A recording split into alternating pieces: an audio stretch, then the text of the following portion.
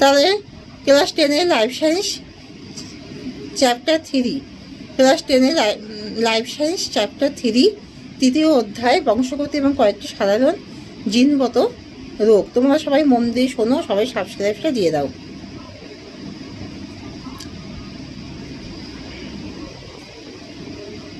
বংশগত একককে মেন্ডেল কি বলেন?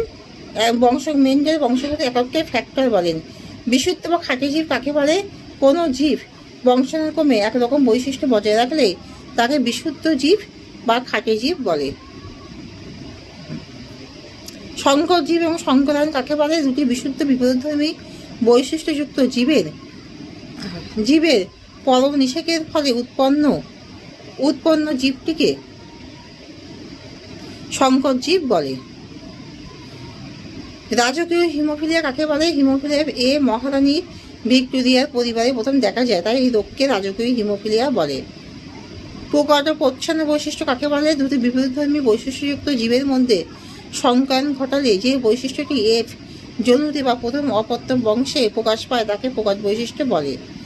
অসম্পূর্ণ প্রকটতা কাকে বলে? বিপরীত বৈশিষ্ট্যযুক্ত দুটি জীবের সংকরণে প্রকট জিনটি সম্পূর্ণরূপে প্রকাশ না পাওয়ায় জীবের প্রকট ও প্রচ্ছন্ন বৈশিষ্ট্যের মধ্যবর্তী একটি বৈশিষ্ট্য প্রকাশ পায়। এই ঘটনাকে অসম্পূর্ণ প্রকটতা বলে। হিমোফিলিয়া রোগের কারণ উল্লেখ করো। হিমোফিলিয়া এক্স ক্রোমোজোমে অবস্থিত প্রচ্ছন্ন জিন দ্বারা নিয়ন্ত্রিত এই রোগে দেহের আঘাতপ্রাপ্ত স্থান থেকে রক্তক্ষরণ হতে থাকে। সুপ্রজননবিদ্যা কাকে বলে?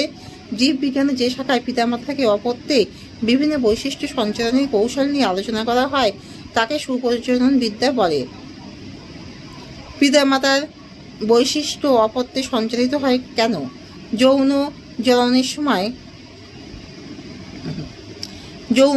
সময় পিতা এবং মাতার উৎপন্ন গ্যামেট মিলিত হয়ে জাইগোট গঠন করে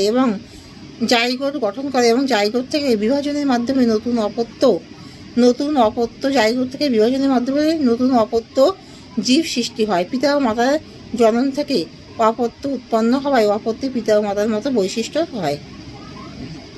মেন্ডেলের এক সংকর জনন পরীক্ষায় ফিনোটাইপ ও জিনোটাইপ অনুপাত কত? ফিনোটাইপ অনুপাত 3:1 আর জিনোটাইপ অনুপাত 1:2:1।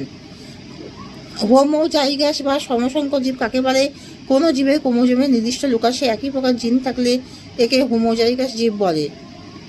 অ্যালিল কাকে বলে? সমস্ত ক্রোমোজোমের কোনো একটি বিন্দুতে উপস্থিত বিপরীতধর্মী জিন জোড়াকে অ্যালিল বলে।